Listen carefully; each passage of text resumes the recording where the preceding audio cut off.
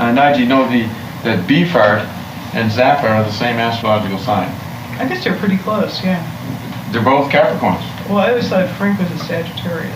Well, he's December 21st, which I guess is on the cusp.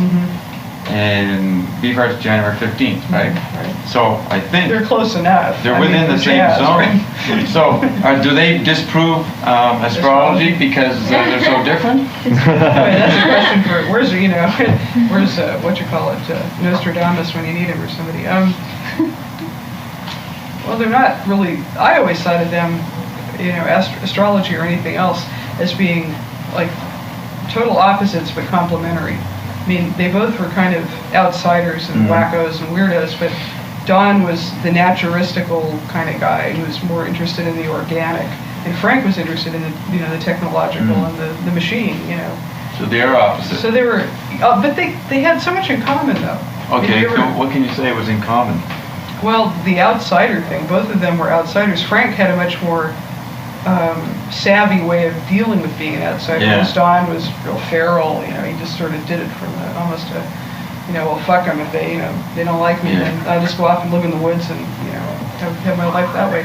And Frank learned how to work with it to make it work to his advantage, and that was where they differed. But I think at the root of it, their impulses were remarkably similar. They both just were.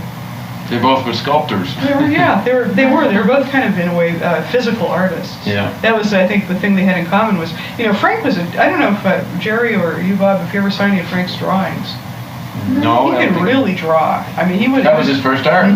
He would have been a really great draftsman, or it would have been a very kind of a geometrical form. I mean, he never would have been an impressionist or anything. It would have been a very, very precise kind of drawing, but he could draw. And I think that was where he and Don maybe had, early on something in common too, was the graphic side of things. Yeah, because that's what I say about Frank on my album, is that he manipulated kinetic space and acoustic space with the visual bias, visual being his drawing thing. Sure. So that was his root. Yeah, that's why he always wanted to keep getting into film, I think. Yeah. It was he really needed expression for that visual sense that he had, and he did have it. I think you asked me earlier when the machine wasn't running here what it was like to walk around New York and look at his comments. Give us some of that. They were graphic. He would talk about buildings. The shape of the building? The shape of the buildings, he'd say. Remember, we were walking down Broadway, and there was some crappy building that was about to be demolished. He said, that's just going to be another cheap Chicago demo. He's like, he'd always refer back to things, from his own vocabulary. He had his own language, practically, and he had to understand what the in-jokes were. You mean Chicago band? No, Chicago being, because the tour had been in Chicago just before I joined it up. It was like the previous leg of the tour, and they had been in, I guess the hotel they were staying in was a real flea bag. It wasn't a flea bag, but it was just a really crappy hotel. And, I guess the common joke was this place should be demoed, so it was a cheap Chicago demo. That was, the way Frank kind of operated. Well, you knew what he meant. I knew what he meant, but it was just funny to see it because, in that context, it was very appropriate. This place was, the building he was referring to did deserve to be, dynamited or something. And, that isn't a particularly, hilarious version of, example of the way he talked, but he always put everything into his own zone of reference to the point where you felt like you were walking around with somebody from Mars. And it was, I said, I think in the book at some point, no wonder I never needed drugs, or Frank never needed drugs for that matter, because he was so good at shaping reality to his own ends that, drugs would have been really beside the point.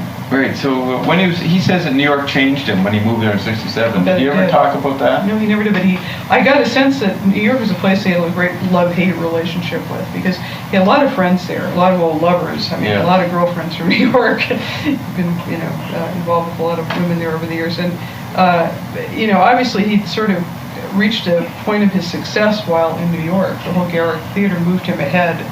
As far as his career went, it was just, miles ahead, because he got written up in New York publications, and that's what you need, But he didn't like it as a place. I don't. Even though he didn't like L.A., so where would he ideally want to live?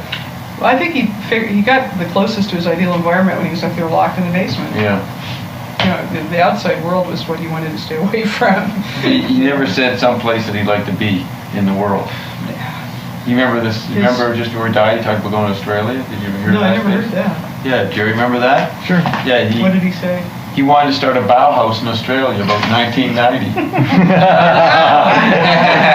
Bauhaus. What a wag. That must be cancer. The cancer was going to his brain. Oh, man. Yeah, Bauhaus in the 20s.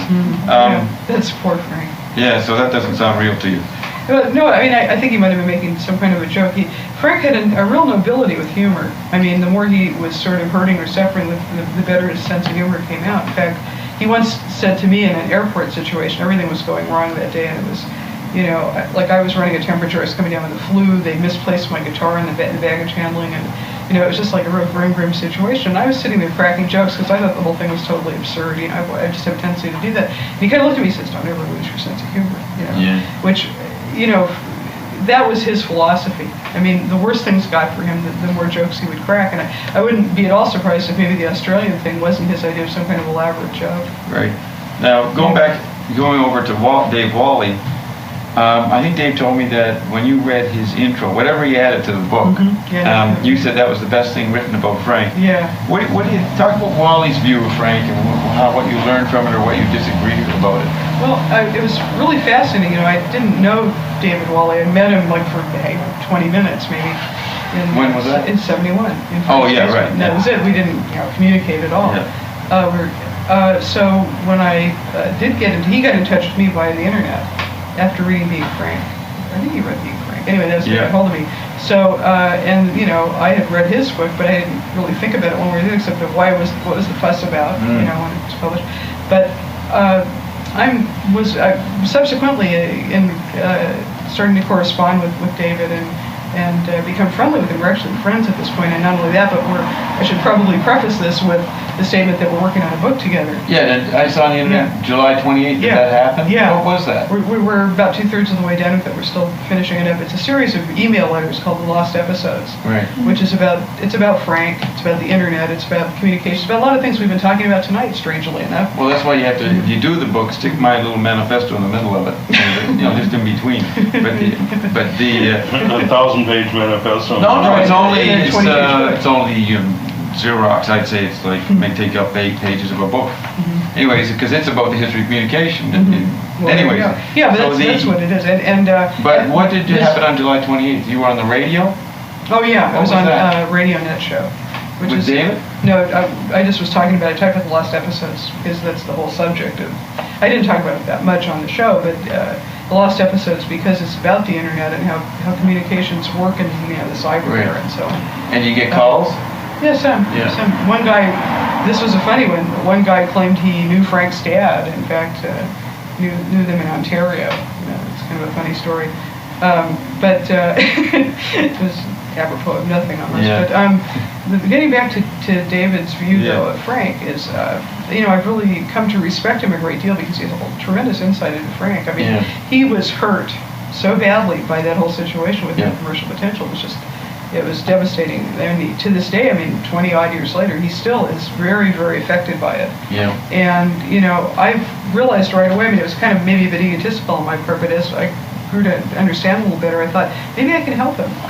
Maybe I can help him talk through this stuff, because as somebody who knew Frank, maybe I can kind of help him get to the root of what it is about Frank that hurt him, and maybe he can get beyond it. And, have you figured it out? Yeah. Oh, sure. Have you helped him? Does he know that? We'd have to ask him. Does he feel better? He seems to. What do you think it is, if you can say? The pain of this person who he respected so much behaving in that way. Which I understood too, because I had a similar thing with Frank myself. In light of the fact that Frank begged him in a way to continue the book, because David was not going to do the book. Right, exactly. See, it was doubly horrible when the fallout came, and Frank was just so awful to him about it. And I think David is a very credulous and trusting kind of a person. He's not a cynic. He's not he doesn't have that layer of defense. And if Frank, as I well know, when Frank wanted to be devastating, he could just lay you flat. He was the most sort of sarcastic, laser beam. And he just turned David into scorched earth in an emotional sense. So I think what David needed to do is sort of pull back and, in some sense, divorce himself from the whole situation emotionally, and just look at it, objectively, look at the different pieces and see how it got to that point, and understand, why Frank may have done that, not to justify it, but now he did that, from 73 on, but he never had anybody to talk about it. Right. So you were redoing the withdrawal thing with him? Right, that was what we sort of did. We took, a walk through it, and what happened was in the process, like we wrote about it in the first part of the last episodes, and ultimately David was able to kind of step away from it. I think he's kind of gone on. He's got another book he's working on now, a really interesting one about music and politics. Yeah, he's doing the history of the last 50 years or whatever. Right. And that, that is, it's obviously a Frank-like subject, but it isn't at all that obsessive thing anymore. So he may be a recovering Zappaholic. Yeah, but it's you're the person to do it since well, you both got burned. I don't want to take credit for that, but maybe being able to talk about it might have helped him. Yeah. Okay, back to some ideas. We saw P. Fayaka or Afnra, one of these two documentaries on Frank that aren't out yet, right, Jerry? Right. And Frank talked about, he sees his work, sees all these melodies, and the melody becomes a word. And then maybe it's the same idea or another way to go at approaching the word. He says you got a melody, you got a sine wave, and you turn it in perpendicular itself, and then you have a climate. Now, did he talk about those ideas in 71, 72? Yeah, sure. He didn't talk about them that sounds very specific and concise. He talked about those things generally, though. He used the word climate a lot in rehearsal situations and in concerts. Satellite conductor, weather control. Yeah, weather. Kind of thing. Weather was, in fact, the first song I ever wrote, second song I ever wrote about Frank was one called Weird Weather. And it was about his ability to take any kind of a situation and create what almost was like a meteorological imbalance. Which his father was. His father was a meteorologist, strangely enough. But Frank was very aware on some supranormal level. I mean, we're getting into mysticism here with Frank, which you often do for some reason. I mean, it just couldn't help it because he was an alchemist at heart, let's face it. And what I noticed... But that means he wasn't scientific. Well, he was No, he was a quantifier, like you mentioned. He also was a quantifier. But alchemy is not science. That's right. No, but he seemed to have... It's pre-science, But anyway, the point of it is there was always a tendency with Frank for what... you just get into these musical environments, and I felt them as weather. I don't know how to describe what you were just describing, pretty close to what it felt like being up on that stage and playing that stuff. And he talked about climate a lot. Yeah, he talked about climate. That was a real important thing to him, was getting the right climate when he did a performance. Absolutely. So rehearsals, that word would get used a lot. He would talk about it acoustically, acoustic climate. Whether this is like a cool environment, a warm environment, or anything in between. See, and that was the metaphor in McLuhan, hot and cool. Oh, really? Yeah, medium cool, that movie, right? It was the weather was a metaphor for what Marshall was talking about. It's interesting. That's why he called the computer a global thermostat, the way to control the weather. So Frank was working instinctively on his level with that. I think so. I don't think there was any other musicians or even in serious music, who talked in terms of climate, right? I don't think so. No. Frank definitely was possessed of synesthesia. I mean, he saw everything as a graphic image, an audio image, and the audio image was very precise. It was, measured right down to, how many vibrations per second a particular, tone or timbre had. The whole thing with climate and temperature. Right. Just a certain kind of a comfort level or lack thereof, because he often thought about how uncomfortable can I make this audience? And he wanted to be able to measure the comfort zone, just to see how far they were towards screaming agony or, how much of it was pleasurable, It was a strange thing. So you mentioned his synesthesia. I sort of, when I took drugs, I get into a synesthetic state. I don't know, you get this warm fur ball around you or something, and you feel all your senses were working together in a new level. I always felt he either looked, when I was with him or looked at him, I felt that he had that fur ball around him, that aura. So he was in a naturally drugged state. Maybe it was just a projection, but I sort of thought that he had that. He was definitely not on the level of reality that most people are. I mean, whether that was achieved... Coffee and cigarettes, or, just a high mental metabolism, which he definitely... The thing I noticed about Frank that always fascinated me was the discrepancy in his mental metabolism and his physical metabolism. His mind was always racing at 1 billion miles an hour. Physically, he was kind of slow and sluggish and klutzy and clumsy and, all of that. And it was I think, in a way, that dichotomy created a lot of his work. Because... created a lot of his work. Yeah, because I think his output, his creative output, came from feeling that discrepancy keenly and maybe trying to align the two discrepancies. So After climate, what comes next, Jerry? Let's see, I'm sorry. G-Dust, Training Film, or Time. Right. Okay, time. Did he talk to you What about time time? is it? Yeah. Did he ever talk to you about time? See, there's an excerpt from some interview just before he died. I think he said that he disagreed with Einstein, that space and time weren't interpenetrating, and he said that what you have as space is a sphere, is a Mobius strip, whereas time is a sphere. The time that's happening all times at once is a sphere around the Mobius strip. So he sort of separated space and time, Right, yeah. rather than interchangeable. So have you ever hear him talk about that? Let me just switch tape. Or any of those concepts? Oh. Did you ever talk about that? The time metaphors? Which is a big element of Walley's book. Yeah, it is. Well, you see, because I was, like on the tour, for example, that was a very practical situation. Frank was not at all given to sitting around philosophizing. We did an interview and somebody like yourself came along and asked him an intelligent question, and he might have gotten going on it, but as far as talking to me about it, he didn't sit around and expound on that. But I did get lots of first-hand evidence that he thought about time constantly because of the way he was just very conscious of every second and what he was doing with it. It was, in a sense, of just like being efficient with time. Yeah. But I began to realize that time meant everything to him. Unlike somebody who... And you mean time as rhythm in music, or... Yeah. Time was obviously the pulse that drove him, if he... Timing. Timing, it was like a timing belt or a timing chain that kind of made him do certain things at certain times, It just was the driving force in his whole perception of everything. And I realized that because we had some interesting, almost like psychic experiences on stage where he'd play a solo and I'd play a solo. At one of these occasions, the first time it happened, it scared the hell out of me. He had the first solo spot, I had the first solo spot, and then he came in after. He had the second one. And right at the end, for some reason, my fingers started to move totally without me willing them.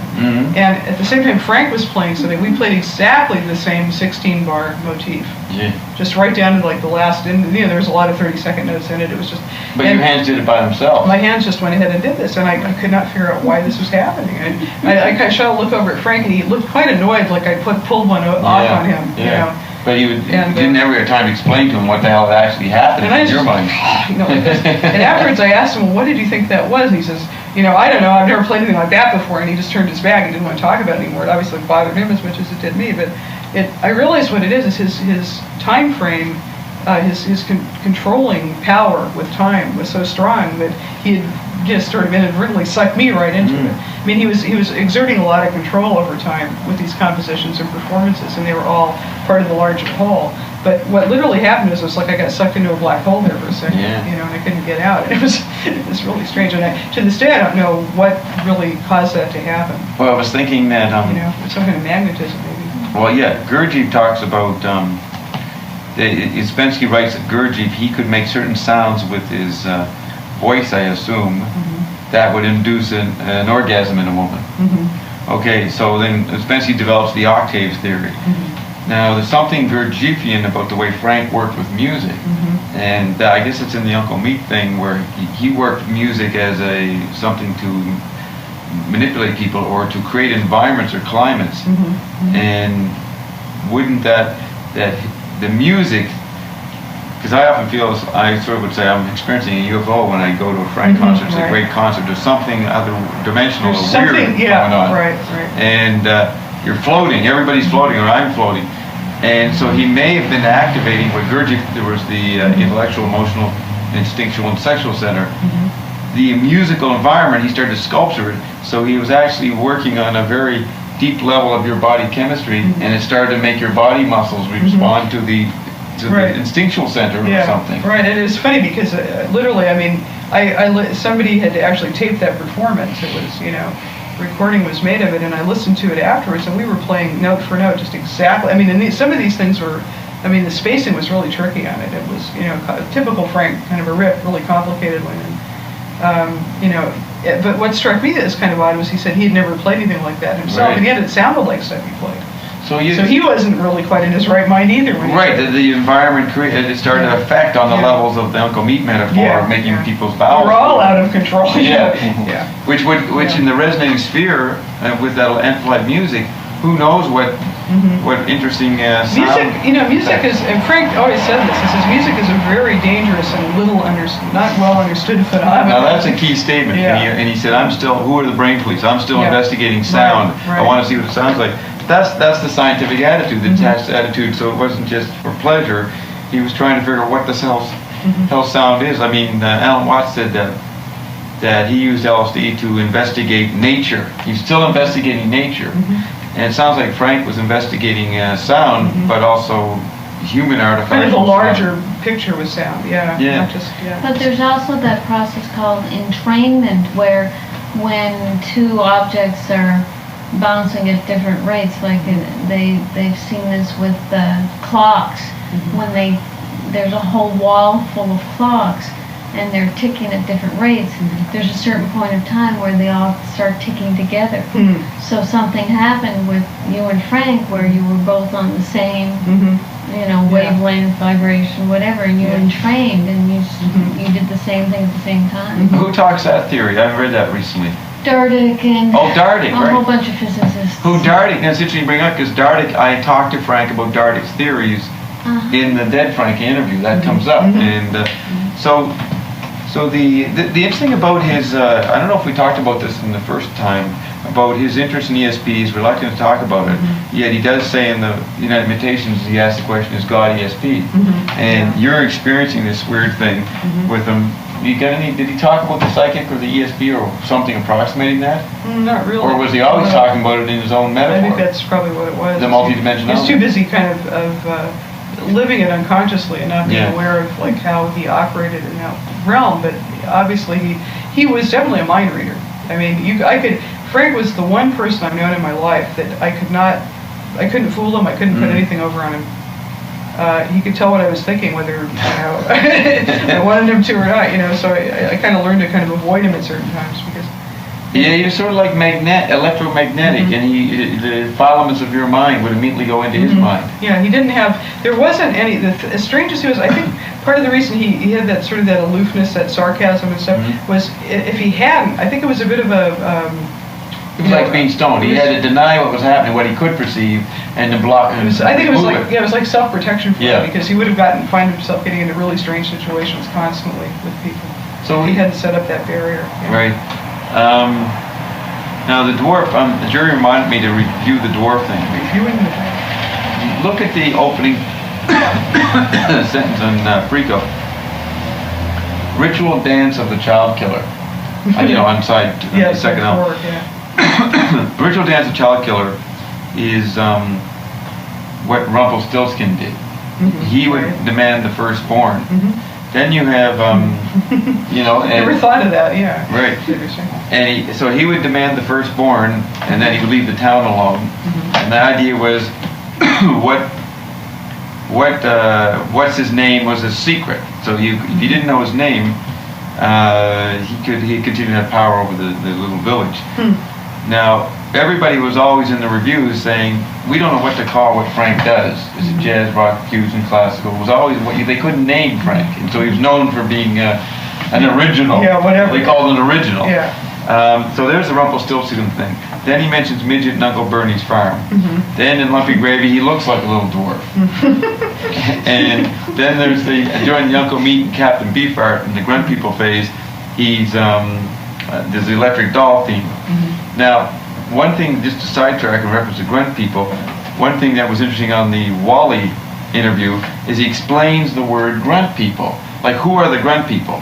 Well, when the detective came and said, we no longer want a training film, we want a pornographic audio tape, we wanted serious grunts, not two people doing it but laughing. So they had to, he and Belcher had to... laughs out of it. Do you remember that part? Yeah. And so Zappa said, these people want serious grunts. Serious grunts. Yeah. So Captain Beefheart, according to the newspaper article September 20th, before he gets busted, the movie's called Captain Beefheart. After the bust, I assume, it becomes Captain Beefheart and the Grunt People, because he's now dealing with the fact that he got busted over making grunt music. And I guess there's also military metaphor. That's what American draft people are called. Grunts, yeah. Grunts. Yeah. So, anyways, did you ever hear him talk about the grunt thing? I mean, I knew that he used it as sort of a kind of like a certain sexual connotation. Yeah. Like in, remember in Willie the Pimp, want to buy a grunt with a pretty chick. And I remember him just sort of like. Well, that fits in. The porno. Cheap grunts, Yeah, so the porno thing had serious grunts, which was audio, and then there was actual grunts. So, grunts, actual and otherwise. now look at the title, Captain Beefheart and the Grunt People, and the Sex People. Well, Beefheart, of course, everybody knows the genesis of that, so. So you got Beefheart, who's this flasher guy, okay, and the Grunt People. Frank says at the end of one of these last interviews that he talks about, you ever seen anybody, a couple making love, two people? He says, very ridiculous scene.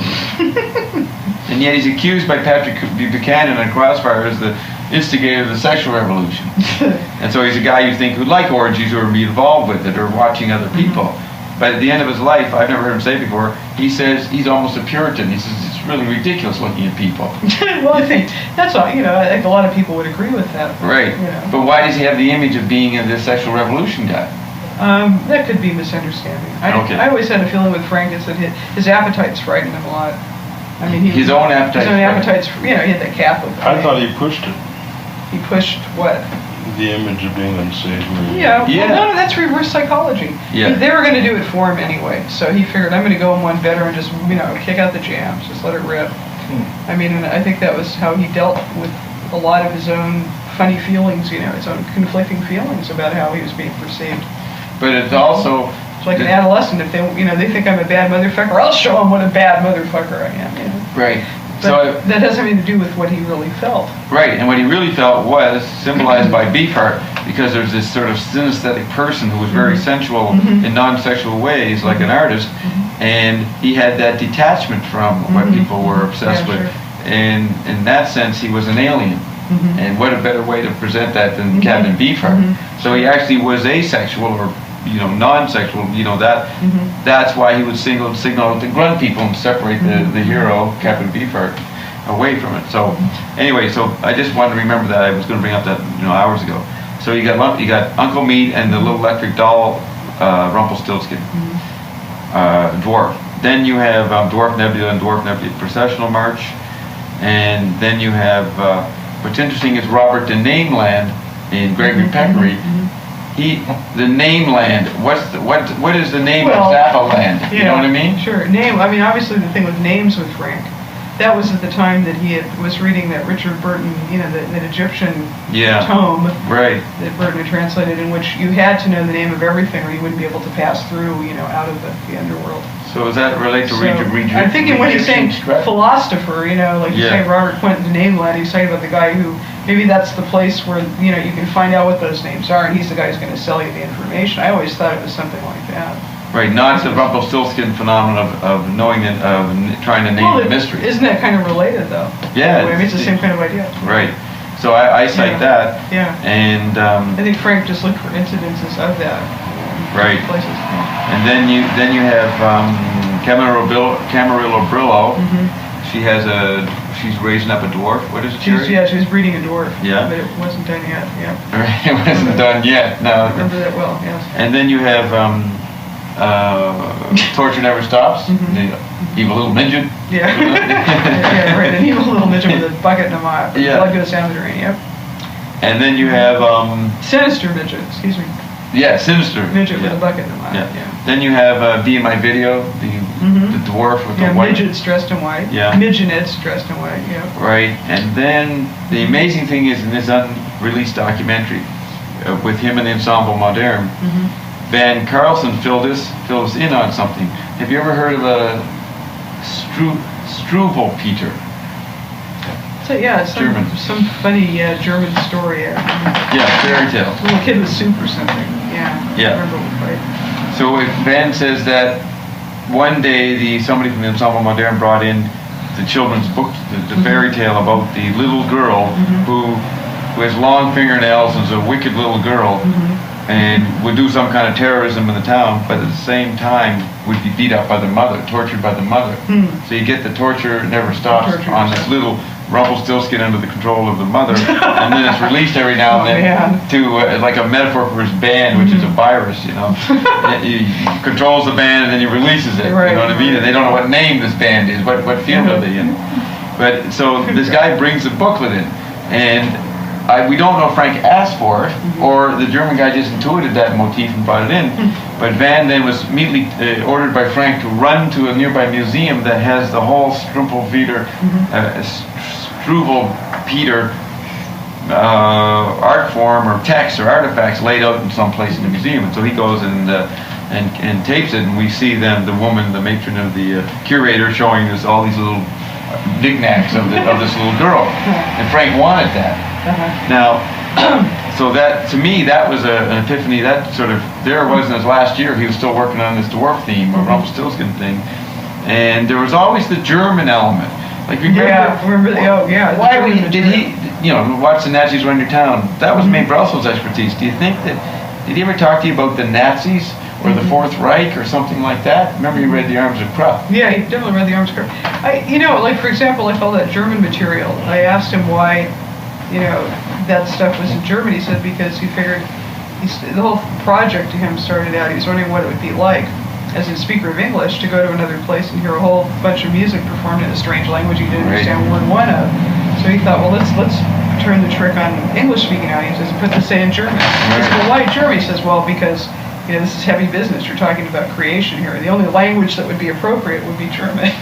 What's creation? You know, the sofa myth. Right. Way back, you know, when the universe consisted of. So I wonder if that's an Italian-German thing. The Italians think the Germans are heavy. You know what I mean? Well, it might be unconsciously. If you're Italian, you probably always felt somewhat inferior to the Germans. Right. Yeah. Okay, then especially if you're Sicilian, because you were inferior to the Italians and inferior to the Germans. So he felt that Germans were the theologians or something. The heavy business. Yeah, well, that's kind of usually. That's what? That's pretty standard. Yeah. Okay. Ring trilogy was done. Yeah. Now we're running out of time. But, okay, what's Larry the Dwarf, Larry the Dwarf, and the Rumpelstiltskin house, oh, yeah, and then drugs. Right, Larry the Dwarf is Zappa in Two and Motels. That's pretty obvious, right? And then you have he says near the end of his life that his house is in Rumpelstiltskin decor. He considered his house Rumpelstiltskin decor. That's interesting. It reveals something, doesn't it? Yeah, there's something about this dwarf motif, especially when you go back. It's in the beginning, ritual dance of the child killer. So we already went through this, but there's nothing on the dwarf thing you can remember. Not really. No, I mean it just was. I kind of think. I mean, my theory, taking a stab at it, so to speak. I kind of think what it was is Frank, because he thought of himself as a mutant, the dwarf thing kind of came in handy. Yeah. I mean, a dwarf is an ugly little mutant, you know, and it's the way probably society made him feel at a certain point, so he was just projecting. And the freak is grew from there. Yeah, the freak is the artificial self-styled image versus the hippie who's just trying to be natural. Right. And you got Alice in Wonderland mythos coming out of Jefferson Airplane in San Francisco.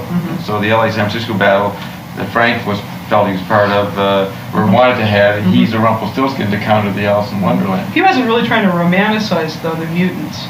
His idea of a mutant was somebody that society rejected, that might have been perfectly, you know, whereas obviously like there's a lot of psychedelic kind of, you know, embracing the whole idea of being different, but it was a very romantic fairy tale kind of thing. And Frank was talking about a nightmare, you know. Right, and how to be different in relation to the nightmare. Right. And that's what his albums were, a training. How to empower yourself if you were a mutant, here's what you need to know. Right, and here's what mutants are like, here's the dwarfs. Yeah. Okay, now the drug theme, how many minutes we got left? 10? If you can wait 1 second, I can check. What's interesting with Lionel here, in the role of God on the magic sofa. Yeah, we need to have a maroon sofa for God. Hey man, it's not a role. I'm God, man. Okay. Now that's the voice of the journalist, okay? No, that's the voice of God. How come you're not speaking German then? But journalism Because English is fairly similar. Well, journalism is a virtual, you know, vulgarization of the role of God, because it holds the news is what gives the community's need to know. It satisfies the community's need to know. So it's telling people what's happening. It's the weather. And Frank talks about himself as a journalist all the time. And have you aware of that? Yeah. Sure. And Lionel is a journalist. Now you have this situation where you have this counterculture print journalist coming up. And then now you have the idea that kids are finding the news in pop radio, in the Dylan and the Birds or whatever. Then Frank develops that to a science. The thing is that Frank's getting very involved with Daniel Shore and wanting to have a journalism show. It's interesting that in LA, that Lionel represented one kind of journalism, let's say print and verbal in left hemisphere, and Frank represented right hemisphere journalism of imagery. What could you add to that dialectic, or what ideas that you remember him talking on that level about obsessing about news or about media representation? I remember Daniel Shore being very unhappy about the book. You Copy of it. really What? Nigey's book? Yeah, because I'd interviewed Daniel Shore before then, and I sent him a manuscript hoping he would write a blurb or something. and he was very offended by it. So he. So I sort of lost all my respect for Daniel Shore. Oh, he came back with a kind of a silly letter just saying, this is an irresponsible book and it shouldn't have been written and things like that. Well, I would see in the polarity between Lionel and Frank that Daniel Shore, he was a print guy, but he maybe was hypnotized by the fact that a pop guy liked him, and so Daniel's in between. He didn't Frank really and understand. Lionel. He He didn't really understand what the whole situation there. He did either. And I think he was kind of being a bit naive because Frank, as we know, those of us who've known Frank, Frank was. He wasn't sentimental particularly. He didn't go around befriending people unless there was some purpose to the friendship. And I think Daniel Shore wanted to think Frank was, just this wonderful guy who liked him a lot as a person. I think the truth is Frank was looking for influence in Washington, D.C., So one of the things, can you think of any incidents that on the news theme or journalist theme that you could say? Yeah, because Frank, one time I asked him, because he was like, he didn't make notes, but he had an extremely retentive memory, and I noticed he was like paying really close attention to every little detail about life on the road. I said, well, why are you doing that? I was just curious, And he said, it's all reportage. I'm just taking notes on this stuff because it's going to be folklore somewhere down the line, and I'd like to be able to spew it back out in some form, He obviously visualized his life, his creative life, and his life on the road as part of a large history. And like a historian would do. His own, a large history of his own life? And his time span? His time span and what that might have to say to other people. The way a historian would. Right. Did you know that he, I just remember this, I don't think I'm hallucinating, many years ago in the early 80s, he said, I am creating a time capsule that will be useful in 200 years. Yeah, Did you ever hear him talk about that? I didn't hear him say that specifically, but yeah, I heard him voice similar, kinds of, the project object was to do a reportage. He was a historian in that sense. Oh yeah, sure. He always had that. It's like he said, it's all reportage about his songs, his lyrics. So there he is as a journalist. But he's more historical. But you get Lionel talking about the people can't read and they don't know history. There is. So that's a good way to put it across. If they can listen to it on a record, that is a good way for them to get information. It's just, there is a difference between obviously an informed audience reading a piece of journalism in a newspaper or a magazine, however slanted it is, because you have the opportunity to read it. You know from whence it cometh. You know the source. You can, if you have any modicum of discernment, you can read it and say, this makes sense. This doesn't make sense, or someone's got an agenda here. You have a perspective to work from, whereas what Frank was doing, he didn't I think a lot of the time people didn't know what the hell he was doing, much less be able to understand it and be discerning about it. So that was the infiltration factor. He was not being what people thought he should be doing in that context. In which case, I would have begged to differ with him. I don't think he was a journalist. He was something else. What would you say that? What is it? A chronicler, maybe, of Not a journalist. He was a historian. Yeah, a historian to a sense, because a historian can certainly bend history, any way they want to fit a program. But okay. So then you go into the issue of drugs, which was, I guess you could say, the counterculture was between those who were into the metaphysical and the drugs and those who were into practical politics and change, and were not going to be fooled by any drug plot. Frank seems to be right in between. He's not as political like the left would like him, and he's not metaphysical and pro-drug. So I see Frank as contrarian. No, well, definitely. That's a good description of it. So that he would be anti-drugs just to bug people. And he was right to see that the drugs were, it wasn't great the way that pop culture used it, and kids got all wiped out. Right. So it's not bad, it's not silly on his part to be anti-drugs. He saw more than most people, And he saw his new friends had died on it. But what's interesting is that in the end, he advocates a hemp agricultural product.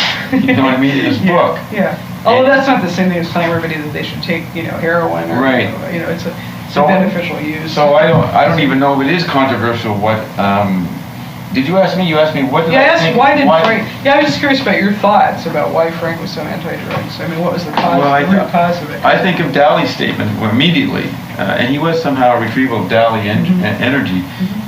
Dali said, "I don't take drugs, I am drugs." Right. And you think of the chemical explosive and the chemical metaphor in Frank's work. He knew that media were drugs, and he often talked about his music that he would see pop culture. Popular musical changes would be dependent on the drug. And so where Marshall would say a certain medium will create a certain preference for a certain texture of music, Frank saw the medium that was the ground creating the figure of a kind of a popular trendy music. The ground was a drug. So he had the Quaalude phase, and then I don't know what he said the other phase. I remember Quaalude. So he saw drugs as an important factor in society, the Brave New World Soma. So I think he was so acutely aware of what drug was controlling people, drugs were controlling, so why wouldn't he be contrarian just to make you think about it? So it was almost like not his personal opinion, he just knew that there should be a warning put out. And he did that with those little records in 1969 and 70, those little voice things, he would warn people off speed and that. So to me, it's not a mystery why he's anti-drugs. No, I wasn't asking the question as though it's a mystery that needed clearing up. I just was interested in your thoughts about Frank and drugs. Okay, so I would say, in a concise soundbite, figure ground situation, he saw that drugs, the flavor of the 6-month period or 18-month period, the drug was the pill that molded the musical styles that he had to satirize. So he definitely had to point out the ground, which is drug, and a simple way to do that is be anti-drugs first. Then if you read his interviews, you see his thinkings about, he saw the rhythms of music were changed by the popularity of a certain kind of drug. I always thought he was influenced too in his view of narcotics by Burroughs, who obviously equated drugs. Now wait, there's something. Did he ever talk about Burroughs? Oh, yeah. Okay, let's hear about that. He read, in fact, he The Talking read Asshole. to me The Talking Asshole, which is, he actually acted The Talking Asshole, which was just hilarious. Did he read Burroughs in the late 50s when it came out, or was that a later I think later, discovery? probably in the 60s. So now Burroughs does a lot of his themes, you know what I mean? Yeah, He's talking there's a about real power and control of people. See, and I think Frank kind of associated drugs with control. Yeah. I mean, whoever was was the source of the drugs had the control over the druggies, I mean, you saw, well, that's what Naked Lunch is all about. So he Yeah. read that and he saw, well, that's what he's talking about. So Right. he made his homage to Burroughs by reading Talking Asshole. Sure, yeah. And Frank, I think had a tendency, he absorbed ideas from a lot of different places. You have to admit it, Cage and Zen and Burroughs and Russ and Stravinsky and a lot of other people and things. But Burroughs took drugs.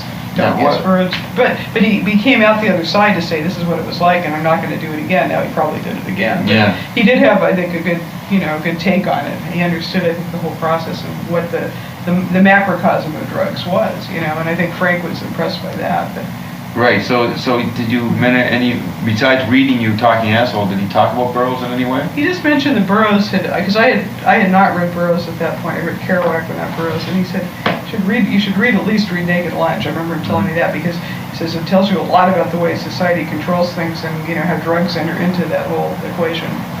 So he was part of Ginsberg, a lot of these people, Ginsberg would have nothing to do with Frank, but he actually was, at least he appreciated and learned a lot from Burroughs, who was like the godfather of that beat gang. Well, the funny thing about Frank, too, is I think the reason why probably a lot of those guys might not have felt quite comfortable with him was he hid his mysticism so well behind that cynical front, and those guys were all mystics of one sort or another. Right. They wore their mysticism on the sleeve. Yeah, and Frank, being a contrarian would hide it. Right. And that's the thing, is that he was into psychic stuff, but he just He wanted... had his own way of looking at it. It was a scientific kind of view of it, which is, totally...